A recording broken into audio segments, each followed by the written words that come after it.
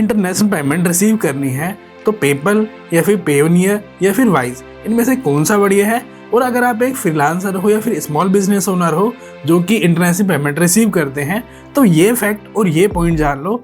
अगर मेरे ओपिनियन की बात करी जाए तो पेपल जो है वो काफ़ी कॉस्टली है।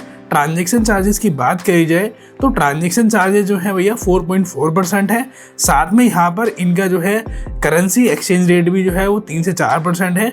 मतलब कि अगर मान के चला जाए ट्रांजैक्शन चार्जेस तो देना ही है, साथ में जब एक्सचेंज होगा डॉलर टू INR वहाँ पर भी पे करना होगा 3 से 4%। मतलब कि अगर डॉलर चल रहा है 89 रुपीज़ तो आपको जो मिलने वाला है वो 85.5 से लेकर के 86 रुपीज़ का जो है वो एक्सचेंज मिलेगा। साथ में यहाँ अगर आपका जो मतलब कि सेटलमेंट है वो लेकिन 24 आवर्स में हो जाता है, ये एक चीज़ है। लेकिन अगर बात करी जाए इसके कंपैरिजन में पेयोनियर की, तो भैया वहाँ पर जो है आपको ट्रांजैक्शन चार्जेस जो है वो 3 से 3.5% देने होते हैं।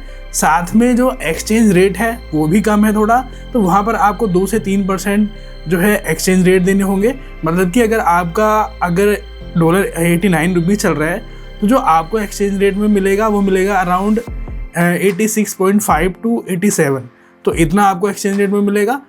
साथ में आपको एक एक्स्ट्रा फीस और पे करनी होती है, वो है पर विड्रॉल चार्ज। तो भैया ये है इनका 1.5 पर विड्रॉल, चाहे स्मॉल अमाउंट हो आपकी विड्रॉल पे या फिर लार्ज अमाउंट हो, आपको यही देना है। और अगर आप जो है भाई ईयरली $2,000 अगर रिसीव नहीं करते हो तो आपको AMC भी पे करना होता है $29.95। अगर इनको टोटल को भी मिला के बात किया जाए तब भी ये पेपल से जो है वो कम होता है। और भैया जो इन सब में बढ़िया है वो है वाइज, और मेरा पर्सनल फेवरेट भी है। और अगर इनके ट्रांजैक्शन चार्जेस की बात करी जाए तो भैया ये लेता है 0.6%, और ये जो है फॉरेक्स एक्सचेंज में जो है रियल टाइम इंटरबैंक रेट देता है। मतलब कि बिल्कुल क्लोज रेट देता है। जैसे कि $89 है तो आपको जो एक्सचेंज रेट पड़ेगा वो 88.5 के आसपास पड़ जाएगा।